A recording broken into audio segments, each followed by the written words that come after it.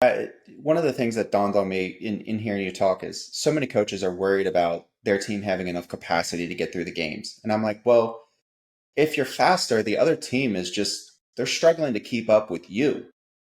It's above their threshold that they're used to operating at.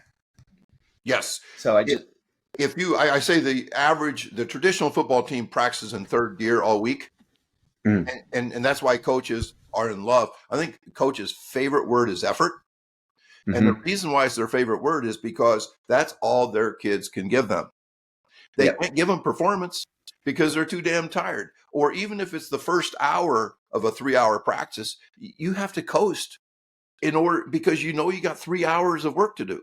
So what happens is they're in third gear all week. And so they're not preparing to play in games. Of course, not of course, but that's why teams cramp up in game one and game two. It's not because of pickle juice or bananas or Gatorade. It's because they've been practicing in third gear and then they try to play in fifth and their muscle nerve reflexes get all screwed up. And yeah, it's a mess. So what you talk about, football, 99% of football is played between 12 and 17 miles an hour. But that doesn't mean that if you can only run 17 miles an hour, you're good. Absolutely not. Because if you can run 23 miles an hour, you can run 17 all day. hmm Whereas if you go in as a slow player, let's say you can only run 18 miles an hour, those game speeds will wear you out. And then you combine that with the bad approach in practice where you are just absolutely destroying your kids um, and that is, I mean, it's sad, but there's a lot of teams that win like that.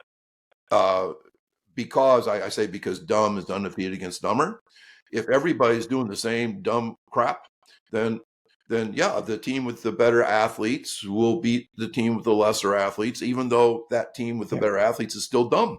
So the point about sprint-based football is it's a competitive advantage, especially right now, because even though it feels like the entire nation, coast to coast, is now feeding the cats because people that's who reach out to me. Right. I would say we're still outnumbered 90-10. And I've had coaches actually say that they are desperate for a head football job because they want to get in and do this sprint based football thing before everybody's doing it. And everybody will be doing it in the next 5 to 10 years. Um, but right now it's just such a huge competitive advantage to enter games with teams that are so much faster, so much healthier. Nobody's hurt. Everybody's available. And one of the cool things you mentioned, like the fourth quarter, the fear, um, teams that are really fast in the fourth quarter too. hmm In no situations do 23-mile-an-hour athletes get beat by 17-mile-an-hour athletes because the 17-mile-an-hour athletes work 20 hours of practice that week and the 23-mile-an-hour guy, only worked 5. No, and of course, coaches constantly blame losses on being out of shape Yep. or attitude or they wanted it more and all that.